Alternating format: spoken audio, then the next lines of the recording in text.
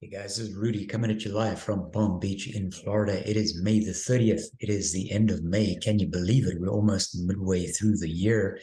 The stock market carnage continues and doesn't show any signs of letting up.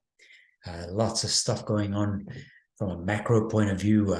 Obviously, the ongoing war in the Ukraine and the debt ceiling talks in the United States. And as you know from before, when the United States sneezes, the rest of the world catches a cold. We have talk of recession. We have banks failing. We have a lot of stuff going on. But in the meantime, let's have some fun with probably the most remarkable invention since the internet. Now, this little picture over here, of course, features me.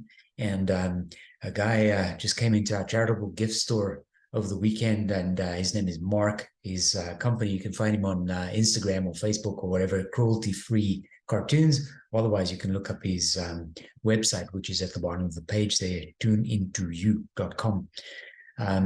Anyway, he put together this little cartoon in just a few minutes of myself, basically asking me if I weren't doing what I was doing at that moment in time, what would I be doing? And I said I'd probably be playing in a rock band or something, a throwback to my younger years. And then at the end, I'm going to show you a picture, a cartoon that he did of my wife, basically doing the same kind of thing as what he did here for me in just a few minutes. But what I want to talk about is artificial intelligence. Now, most of the people who know me will probably agree that my personal intelligence is also artificial. But in this particular instance, I'm actually talking about artificial intelligence as it is known today in terms of being the new big thing. Now, Google AI says there are 4 types of artificial intelligence, and they are reactive machines, limited memory, theory of mind, self-awareness. Now, as we go along, we'll probably figure out what these things are and what they mean. But you must know by now, from my point of view, most of the time what I'm doing is I'm looking at the market from an investment point of view or a stock point of view. And what I started out doing here, and this is fairly recent, this was yesterday, I picked up this article by Motley Fool, and 2 ultra-popular AI stocks billionaire investors are buying hand over fist, and one that they are selling. So Motley Fool here looked at the 13 Fs filed by a couple of billionaires and paid attention to some popular AI stocks that they are buying. The one that they're selling, I'm not really going to talk about, because in this particular article, that particular one stock that they're selling is actually Tesla. So I'm not really going to spend any time on that one. I want to take a look at the other 2. And then I thought, for good measure, what I would do is Google the internet and find out what the most popular AI stocks are that people are investing in. So let's quickly take a look at what these guys are doing. The 2 stocks, NVDA, and the other one's CrowdStrike. I think most people might be familiar with NVIDIA. I'm not sure how many of you are familiar with CrowdStrike, but we're going to talk about those 2 in a little bit more detail. And the 13 Fs basically show a total buy in the first quarter. So this was January, February, March. So if you didn't buy NVIDIA before, they just had this huge blowout or blow up in the last announcement, and spiked over 30% in one day, which is huge. You would have been part of this billionaires club where approximately 1 to almost 3 million shares were bought by just a few of the well-known billionaires that are investing in the market along with us. Similarly, for CrowdStrike, another few billionaires, excluding perhaps Ken Griffin, who is featured in both these examples, also purchased 1.3, 2.3, 2.5 million shares of CrowdStrike. So almost 3 million shares of NVIDIA and about 2.5 million shares of CrowdStrike were bought by a bunch of billionaires in the first quarter. So what do they know that we do not know? And I'm pretty sure, in fact, I'm very confident that a lot of you will know a lot more about artificial intelligence than what I do, because most of the time this old fossil is mainly focused on energy stocks. But let's take a look at some of these. So what I did was, in addition to those 2, as I mentioned, I basically just went to Google and said, what are the most popular AI stocks that people are investing in? Bounced around from one website to another and basically landed on these 5. And of course, 2 of them will be ridiculously familiar, Google and Microsoft. And then there's this other little guy I'd never heard of before, C3.ai. Now, C3.ai is also an exception because it's the only one that trades on the New York Stock Exchange, while the rest of them all trade on the NASDAQ, which is obviously a tech-heavy index. At the bottom in the industry, you can see that they are effectively the same, but not, right? So IT services, semi-general, internet services, computer software, internet software. So they are alike, but they are not the same. However, if we look at it from an investment thesis point of view, you can always compare them head to head, because regardless of specifically what industry they're in, we're talking about the same thing when we're talking about investing your hard-earned cash into a stock. Now, this is bar charts, and it's showing me a 20-day raw stochastic. And for those of you who've forgotten what the raw stochastic is, typically when a stock has a raw stochastic score of over 80, it's overbought. So just sort of sticking with this row here on the 20-day raw stochastic, you can see based on this particular metric, 90, 89, 91, 88, 93, they're all overbought, which means if you're a technicals guy and you're looking at the stochastic to give you an indication as to whether you want to get in or not, you're too late because they're all over 80%. In case you don't remember what weighted alpha is, weighted alpha at the top of the page here is the measure of how much a stock has risen or fallen over a 1 year period. The weighted alpha, according to bar chart on these 5 stocks, and you can follow along at the bottom of the screen, I'm telling you which one is which. The outlier here is NVDA, which now has a weighted alpha of 168. The others are sort of more or less in line, even though C3.ai is a little higher. It's still sort of within range, but this is an outlier. This is uniquely different. So one of them is uniquely different to the rest. From a price earnings point of view, NVIDIA unfortunately takes the cake on this one as well.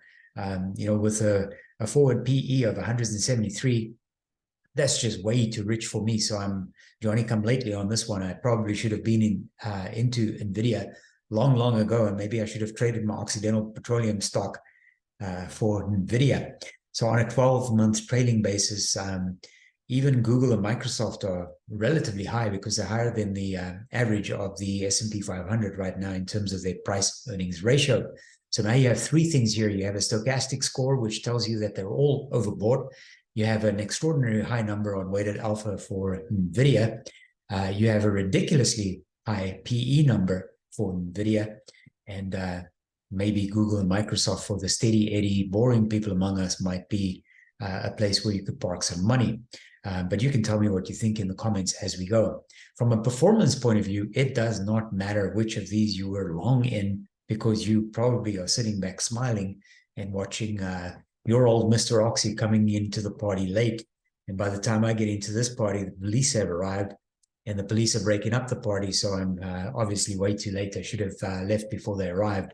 But look at the performance here. And even if we ignore the 1 month performance, which is extraordinary, right? So if you were in C3.ai, you would have doubled your money in the past month. But look at the 6-month performance here by these stocks. So C3.ai up 200%, NVIDIA up 150%, and even stodgy old Google and Microsoft, right? These are large cap value stocks now, 37%. CrowdStrike lagging a little bit, but we're going to look at this in a little bit more detail. So here's another benchmark that you can use before you decide where to park your money. And on this particular slide here, what I'm focusing on is the annual sales versus the market cap of the company. And for those of you who cannot remember, market cap or market valuation is the number of outstanding shares multiplied by the stock price. It gives you an indication if you compare the sales of the company to the market cap as to what the delta is, or what the ratio is, rather, not the delta, sales to market cap. So this market cap number at the top here is in billions, because it's multiplied by 1,000, and the annual sales down here for this particular C3.ai is in millions. So I have a $252 million annual sales number compared with a market cap of approximately $3.7 billion. That is a 14 times multiple if you take sales as a multiple and divide it into the market capitalization of the company. But look at NVIDIA there on the second column, right? So here we have a company that's generating phenomenal sales. In fact, NVIDIA, I think just today became another $1 trillion market cap company. It exceeded this $963 billion number because it went up today. And I took the slide early in the morning. But I think, I'm not sure where it ended, but it certainly hit $1 trillion today in market cap, generating approximately $27 billion versus a market cap now of, let's call it $1 trillion, is a 35 times multiple. So as I said, I'm a bit late on NVDA. I probably should have been in it before I even made this video, but hey, you can't win every battle. The others are sort of more reasonable, similar to C3.ai, Google at 5.6, Microsoft 12.5, and CrowdStrike at 18 times. Looks very, very reasonable. You're not buying any of these for the dividends. They just simply don't pay enough in dividends for it to be material or meaningful in any way. If you look at the picture, man, if you're an NVIDIA long stockholder, you are doing very, very well, and you're probably really happy. The only stock of mine that has done this well was Occidental Petroleum, where even though it's pulled back to, what is it, $58 or something like that, I'm still up over 400% because my cost basis is about 10 or 12 bucks. Over the past 3 years, NVIDIA has outperformed pretty much, probably almost anything, up 336% as of today. In fact, 343 when I took this slide. But look at the others. They haven't done too badly over a 3-year period as well. 77, 77, 65. The laggard here with a negative number is actually C3.ai. So let's take a look at these in a little bit more detail. So C3.ai, I just said, is a laggard. And just today, when I took this slide, which was at 1:30 today, was trading at about 40 bucks. It was up $7.60, which is 23%, right? What a jump in one day. This is small cap growth stock. It's worth $4.5 billion, the company. Look at the short interest here at the bottom in the middle. 27% of the float that's outstanding is short in the market. That means a lot of people believe there's a big pullback coming for C3.ai. I don't have enough knowledge on this particular stock to even give you an opinion. I'm just sharing information with you. The 52-week high, 52-week range is sitting right at the right-hand side at its high mark. So, this is probably not a stock you want to get into right now. Not that there's anything wrong with the company, but just maybe from a timing point of view, now is not a good time to get into the stock. So what did TD Ameritrade say? This is actually Bazinga. It says AI shares are trading higher amid continued strength in AI names and overall market strength after the Biden administration and Republicans reached a tentative debt ceiling agreement. Those two things have nothing to do one with the other. In theory, if the Biden administration and Republicans reach a tentative debt ceiling agreement, then the old rising tide lifts all boats should be in play rather than just AI. There's no particular reason why AI stocks should do well because of the fictitious debt ceiling that has been agreed upon between your favorite politicians and mine. When I look at the financial strength, though, of C3.ai, it uses little or no debt, and thus there's little financial risk. I like companies that have, I don't mind if they use debt, especially if they're using leverage in order to make more money, but I don't like companies with extraordinarily high debt.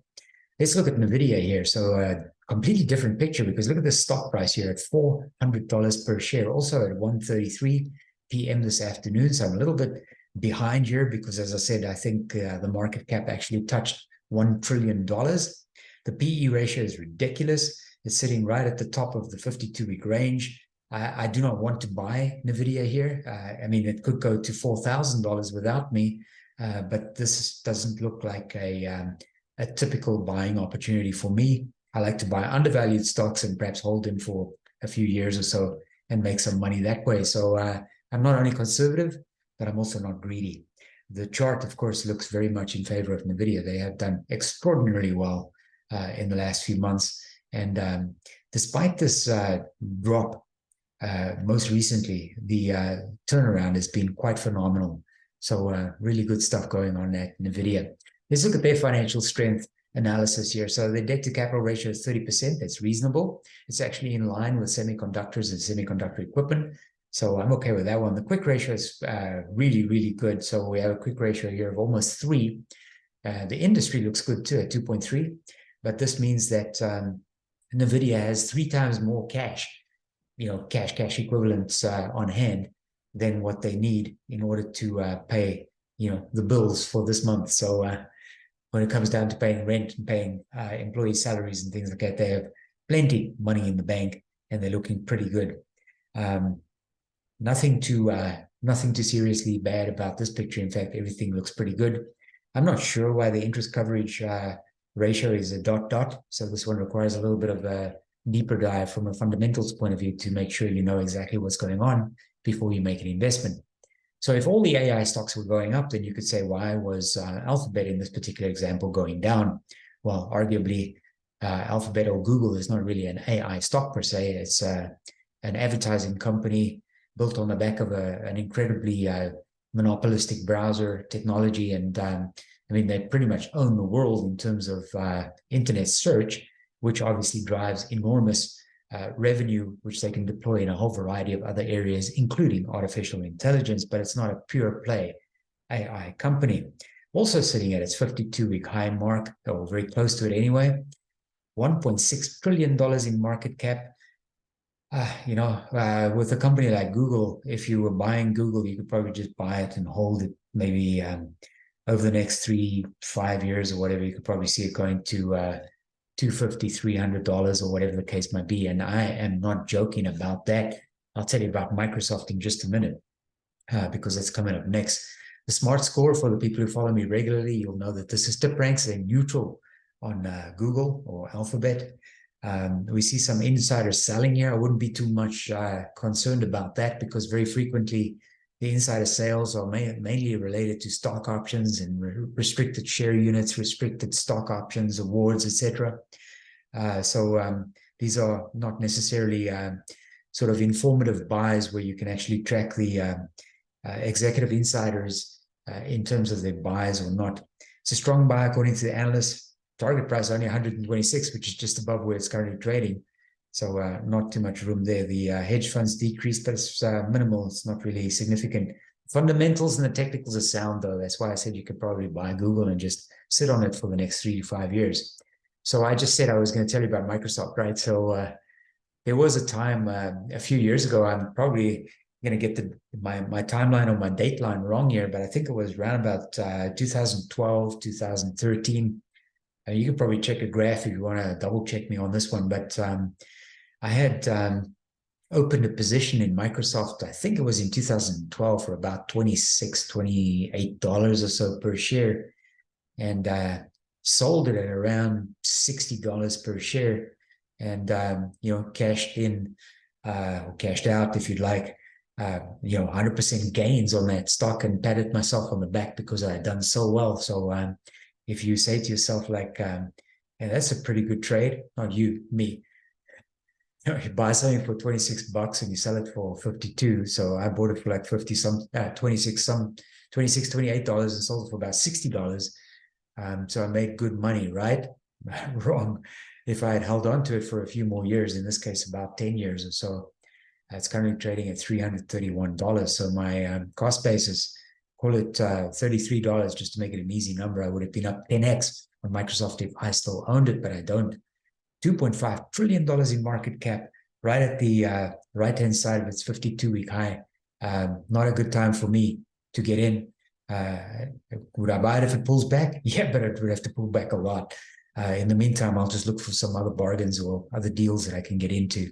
The PE is a little bit rich for me, 36. You can see Microsoft, along with all the other tech stocks, also took a dive, but it recovered very quickly and it's now doing very, very well. Microsoft's a solid company. It's got a debt to capital ratio of only 25%. The industry is at about 34%. And much like my previous example with NVDA, Microsoft has a quick ratio of almost 2. So they have 2 times more cash than what they have bills due over the next 30, 60 days or so. So very strong position. Similarly, also a dot here on the interest coverage for the most recent quarter. I'm not sure why. So it requires a little bit of a deep dive. And as you know, I'm more into fossil fuels than technology stocks. So you're learning along with me if you're still watching at this moment in time. How about this one? I had never heard of CrowdStrike before. I Googled it and found out that this was one of the most popular AI stocks. You can get into CrowdStrike for about $160 per share. It's a mid-cap growth company with a market cap of around $37.5 billion. Not too much short, almost 60% held by institutions. Looks like there's a little bit of run rate here because it has a 52-week high of around $200. It seems to have pulled back quite a lot in the most recent quarters. And obviously, when it gets down to an environment where it's performing sort of in line with the indices, then arguably it's no longer a growth stock that's performing really well, but it was doing exceptionally well. And maybe this upline is going to continue. I'm not sure. I don't know enough about these stocks, so we can just see what happens and where it goes. How about its financial strength? Well, it has a debt to capital ratio of 33%, which is sort of in line with the industry. In fact, it's almost a perfect match. But here I have a problem, right? So I have a quick ratio with a dot dot and an interest coverage ratio with a dot dot. So that one requires a little bit of due diligence and a deeper dive as well to understand exactly what's going on in this regard. If I look at the smart score on TipRanks, they have it at a 9, right? So this is an outperform. This is a strong buy from TipRanks, not from me. And they're saying it's a strong buy right now with a target price of $168, which once again is just slightly above where it's currently trading. A little bit of insider activity as well. It's not material or meaningful, but here's something I don't like to see. The technicals, the fundamentals are overwhelmingly negative. So as I said, in addition to the fact that I don't know the stock, if you're interested in this at all, you should probably spend a little bit of time, do some due diligence, and make sure you understand exactly what's going on in this regard. So here is Mark from Cruelty-Free Cartoons' rendition of my wife's cartoon. She is a runner and a superstar, and that was how she presented herself to him. I'm just kidding. She was very humble and understated, but that's how he presented herself back to her, or her back to her. Anyway, so in a nutshell, that's kind of using AI to make a few cartoons super quick and have some fun with it at the same time. I'm not sure where artificial intelligence is going because I don't have enough knowledge on the subject. I do understand and sort of have a gut sense or a spidey sense that AI might very well become the next internet. But also from an investment point of view. So the interesting thing there is that it's not so much the internet itself that ended up being the big money spinner and made a number of companies fabulously successful. They were actually corporations that use the internet to their advantage. A great example of that would be Amazon, right? So, I mean, if you think of Amazon, and many of you probably aren't old enough to even think or know where Amazon came from, but it started out as an online bookshop, right? So at that time, brick and mortar bookshops were, the place where you would go to buy a book. In fact, people like myself and my family, we used to go to the bookstore now and then and just browse and look at the books and maybe buy a couple of books and, take them home. And then we started buying on Amazon. And of course, nowadays you can buy pretty much anything you want or anything your heart desires on Amazon. So I'm using that as an example because Amazon became successful because of the internet, as opposed to investors, for instance, making money specifically by investing in the internet. So I'm not sure exactly how this is going to unfold or where it's going. What I do know is that there are going to be people, as there always are, who are going to be fabulously successful making money out of artificial intelligence. And it's my job, and perhaps your job, to help me to find out who those people are. So until next time, I look forward to your comments on this one because there's a really good chance that many of you know more about AI than what I do. So this is Mr. Artificially Intelligent Rudy signing off, saying thanks for watching. Bye-bye.